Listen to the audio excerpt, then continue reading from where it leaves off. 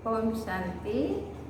आज मुरली का डेट है 19/6/2021 का है। मीठे बाबा ने हम मीठे बच्चों को कहा, मीठे बच्चे तुम महान सौभाग्यशाली हो, क्योंकि तुम ही भगवान वह पढ़ाई पढ़ाते हैं जो अब तक किसी ऋषि मुनि ने भी नहीं पढ़ी है ना। भगवान अब तक जो पढ़ाई हमको पढ़ाया है, कोई भी ऋषि मुनि हमको नहीं पढ़ाया है। आज बाबा का प्रश्न है, ड्रामा की कौन सी भाभी तुम बच्चे जानते हो, दुनिया के मनुष्य नहीं। ड्रामा की कौन सी भाभी तुम बच्चे जानते हो, दुनिया के मनुष्य नहीं। उत्तर, तुम जानते हो इस रुद्र ज्ञान यज्ञ से विनाश ज्वाला प्रज्वलित हुई है। अब सारी पुरानी दुनिया इसमें स्वाहा हो जाएगी। यह भाभी कोई टाल नहीं सकता। यह ऐसा अश्वमेध अविनाशी रुद्र यज्ञ है जिसमें सारी सामग्री स्वाहा होगी। फिर हम इस पतित दुनिया में नहीं आएंगे। इससे ईश्वर की भाभी नहीं, ड्रामा की भाभी कहेंगे। इससे ईश्वर की भाभी नहीं, ड्रामा की भाभी कहेंगे। गीत है, मुखड़ा देख ले प्राणी जरा दर्पण में, कितना पाप और कितना पुण्य तेरी जीवन में। ओम शांति। तुम बच्चे भी मनुष्य हो। यह मनुष्य की सृष्टि है। इस समय तुम ब्राह्मण धर्म के मनुष्य बने हो। बाप शिक्षा देते हैं आत्माओं को। आत्मा को अभी अपने स्वधर्म का पता है कि हम आत्मा इस शरीर को चलाने वाली हैं। आत्मा यह रथ है। जैसे बाप इस रथ पर आकर सवार हुए हैं, तुम्हारी आत्मा भी इस रथ पर सवार है। सिर्फ आत्मा को यह ज्ञान भूल गया है कि हम आत्मा शांत स्वरूप हैं। हमारे रहने का स्थान ही मूल वतन में है। यह शरीर हमको यहाँ मिलता है। ऐसे ऐसे अपने साथ बातें करनी है। बाप कहते हैं, तुम आत्मा शांत स्वरूप हो। अगर तुम चाहो हम शांति में बैठे तो अपने को आत्मा समझ शांति धाम के निवासी समझो। थोड़ा समय शांति में बैठ सकते हैं। मनुष्य शांति ही मांगते हैं। मन को शांति चाहिए। यह आत्मा ने कहा, परंतु मनुष्य यह नहीं जानते हैं कि मैं आत्मा हूँ। यह भूल गए हैं। एक कहानी भी है ना, रानी के गले में हार पड़ा था और ढूंढती थी बाहर। तो बाप भी समझाते हैं, शांति तो तुम्हारा स्वधर्म है। बच्चों ने समझा है, हम आत्माएं शांत स्वरूप हैं। यहाँ आई है पाठ बजाने।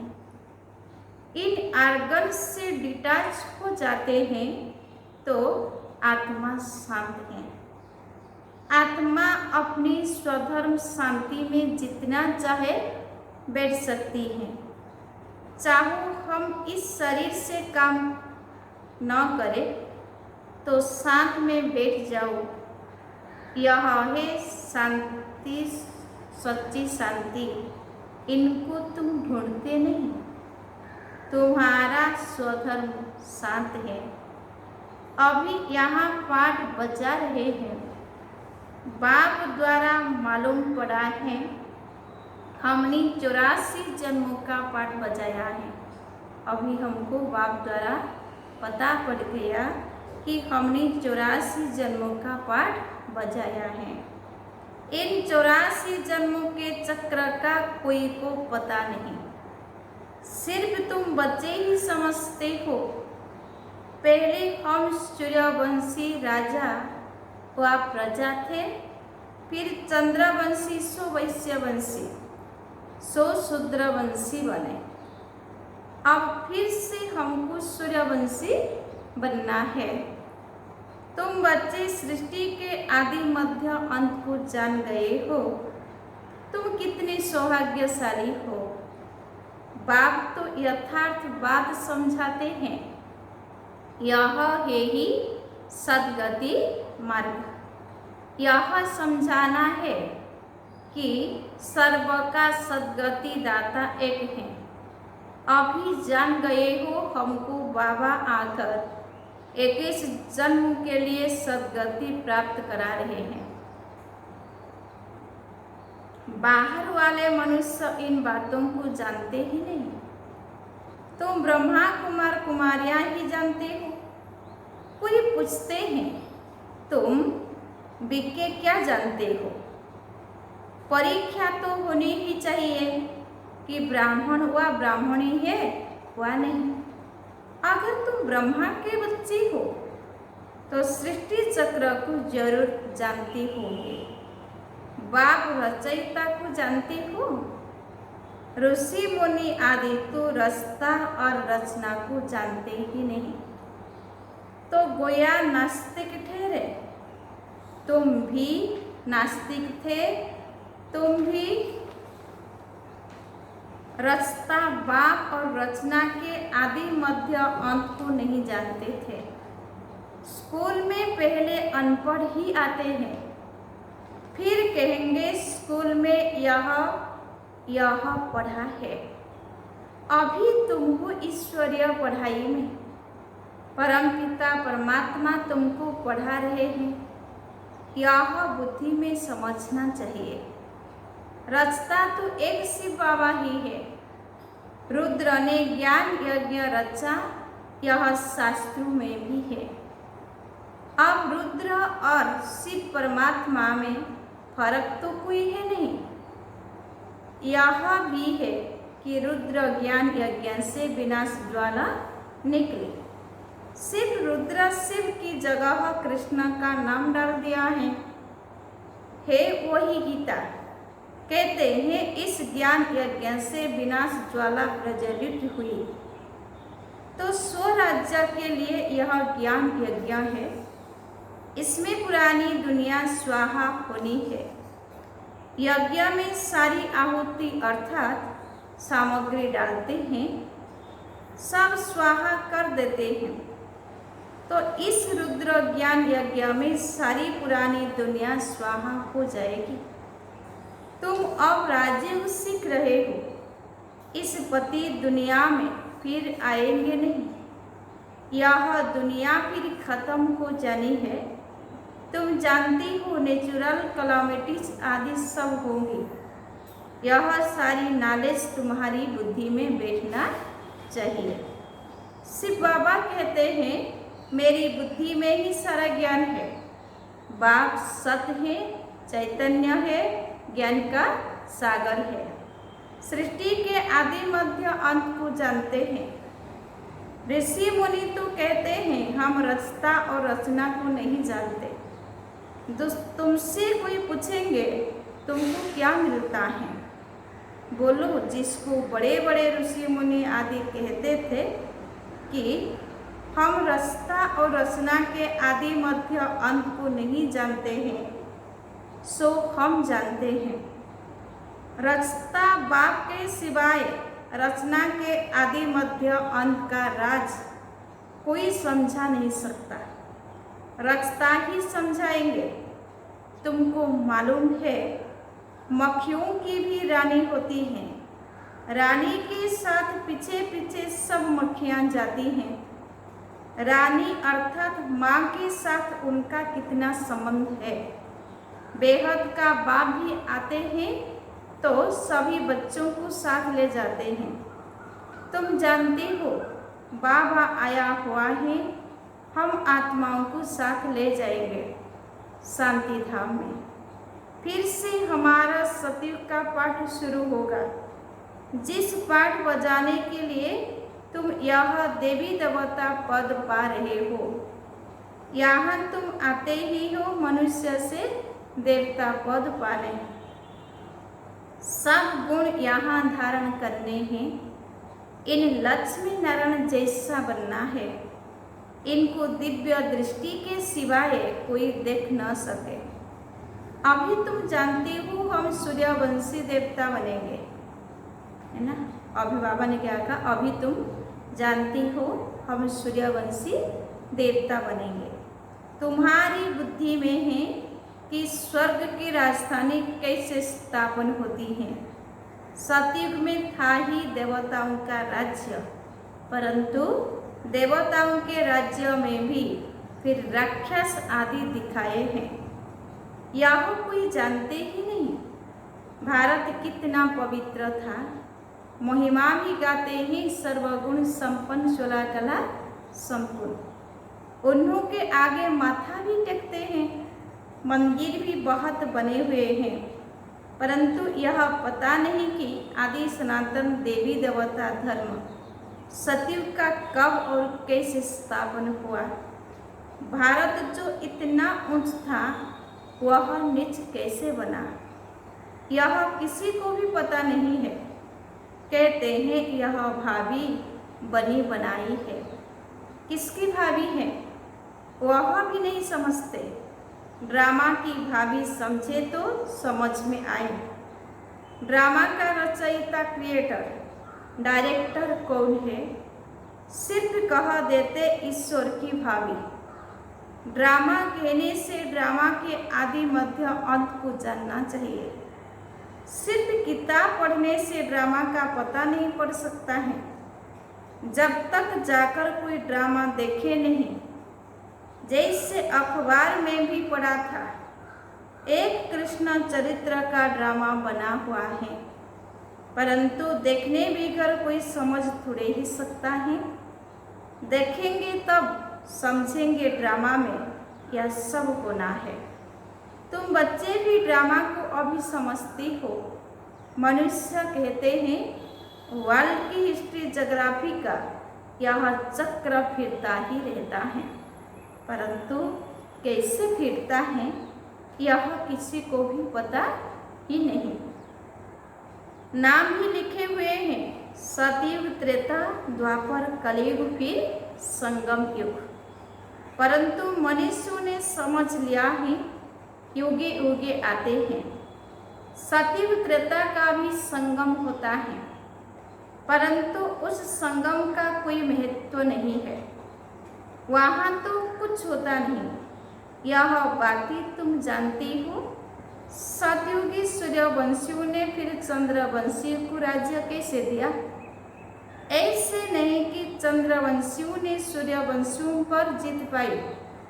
नहीं, जो चंद्रवंशी का राजा होता है तो सूर्यवंशी राजा रानी उनको राज्य भाग्य का तिलक दे तख्त पर बिठाते हैं। राजा राम, रानी सीता का टाइटल मिलता है। किसने दिया? कहेंगे सूर्यवंशियों ने ट्रांसफर किया और तुम राज्य करो। जो सिर्फ तुम बच्चों ने साक्षात्कार में देखी है, बाकी कोई लड़ाई आदि नहीं लगती है। जैसे किसको राजाई दी जाती है वैसे देते हैं। उन्हों के पैर आदि धोकर उनको राज्य तिलक देते हैं। वहाँ कोई गुरु गुसाई तो होते नहीं है। अब तुम बच्चों की बुद्धि में है हम देवी स्वभाव वाले बनते हैं। सूर्यवंशी चंद्रवंशी राज्य में हम कितने सुखी होंगे। बाबा हमको दुख से निकाल सुख में ले जाते हैं और कोई सुखी बना न सके। साधु लोग खुद भी चाहते हैं हम शांति धाम में जाएं। बाप कहते हैं मैं इन साधुओं आदि का भी उद्धार कर सबको शांति धाम में ले जाता हूँ। सन्यासी तो आते ही द्वापर में हैं। स्वर्ग में हम देवता ही रहते हैं, वहाँ भी सेक्शन अलग अलग है। सूर्य वंशियों का अलग, चंद्र वंशियों का अलग, फिर बाद में इस्लामी, बौद्धि, सन्यासी आदि जो भी आते हैं सबका सेक्शन अलग अलग बना हुआ है। जब हम राज्य करते थे तो दूसरा कोई था नहीं। सूक्ष्म वतन में भी ऐसी माला नंबरवार बनी हुई है। आदि सनातन देवी देवता धर्म वालों की है पहली बिरादरी, फिर और बिरादरियां निकलती हैं। यह बिरादरी है बड़े ते बड़ी, और दूसरे जो धर्म स्थापक आते हैं सब उनसे निकले हुए हैं। तुम कहेंगे इस्लामियों की है सेकंड नंबर बिरादरी, फिर बौद्धियों की बिरादरी थर्ड नंबर, हम है फर्स्ट, बाकी हद की, और छोटे छोटे तो लाखों होंगे। यहाँ तो मुख्य है 4 बिरादरियाँ। पहले पहले हम आते हैं, फिर इस्लामी, बौद्धि, क्रिश्चियन आदि आते हैं। अभी हम नीचे गिर गए हैं, है ना। बाबा ने क्या कहा, अभी हम नीचे गिर गए हैं। हमको ही 84 जन्म ले पाठ बजाना पड़ता है। जो अभी लास्ट में है वही फिर फर्स्ट में होंगे। देवी देवताएं अपतित होने के कारण अपने को देवी देवता कहला नहीं सकते। देवताओं को तो पूजते हैं, इससे सिद्ध है उन्हों के बिरादरी के हैं। सिख लोग गुरु नानक को मानते हैं, उनकी बिरादरी के हैं। सतयुग में पहला नंबर हमारी बिरादरी है, उनसे उच्च बिरादरी कोई होता नहीं। हम उच्च से उच्च बिरादरी वाले हैं। हम सबसे जास्ती सुख भोगते हैं, फिर वही कंगाल बनते हैं। सबसे जास्ती दुखी यह है, कर्जा भी यह लेते रहते हैं। कितने साहूकार थे, अभी कितने गरीब हैं। सब कुछ गंवा बैठे हैं, यह यही दुख धाम। अब बाप फिर तुमको सुख धाम का मालिक ही बनाते हैं। बाकी सब चले जाएंगे शांति धाम। आधा कल्प तुम सुख भोगते हो, बाकी सब शांति में रहते हैं। चाहते भी है हम मुक्ति में जाएं। सुख को काक बेटा समान समझते हैं, उनको सुखधाम का अनुभव ही नहीं है। तुमको अनुभव है, महिमा भी गाते हैं, परंतु पतित होने के कारण भूल गए हैं। अब बाप याद दिलाते हैं, हे भारतवासी, तुम देवी देवता धर्म के हो। द्वापर से नाम बदली कर दिया है, देवता धर्म वाले ही पतित बन गए हैं। गाते भी रहते हैं, हे पतित पावन आओ। बाप ने बताया है तुम कितने जन्म पावन दुनिया में थे, कितने जन्म पति दुनिया में है। अब फिर पावन दुनिया में जाना है, अब फिर पावन दुनिया में जाना है। यह पाठशालाओं की पाठशाला है, यज्ञों का यज्ञ है। सारी पुरानी दुनिया इसमें खत्म होनी है। होली का जलाते हैं, यह सब पर्व अभी के हैं। आत्मा चली जाएगी, बाकी शरीर खत्म हो जाएंगे। यह नॉलेज कोई सन्यासी आदि दे न सके। गीता में कुछ है, परंतु आटे में लून अर्थात नमक जैसा ज्ञान प्राय लोप हो जाता है। शिव बाबा कहते हैं हमने यह यज्ञ रचा है, इनमें तन मन धन सब स्वाहा करते हो, जीते जी मरते हो, यह ज्ञान तुमको अभी मिल रहा है। बाबा ने क्या कहा? यह ज्ञान अभी तुमको मिल रहा है। अच्छा, मीठे मीठे सिकिलधे बच्चों प्रति माता पिता बाप दादा का याद प्यार और गुड मॉर्निंग। रूहानी बाप की रूहानी बच्चों को नमस्ते। हम रूहानी बच्चों की रूहानी बाप दादा को याद प्यार और गुड मॉर्निंग। नमस्ते नमस्ते नमस्ते। धारणा के लिए मुख्य सार नंबर 1, सुखधाम में जाने के लिए अपना दैवी स्वभाव बनाना है। ड्रामा के आदि मध्य अंत के राज को बुद्धि में रख हर्षित रहना है। ड्रामा के आदि मध्य अंत के राज को बुद्धि में रख हर्षित रहना है। सबको यही राज समझाना है।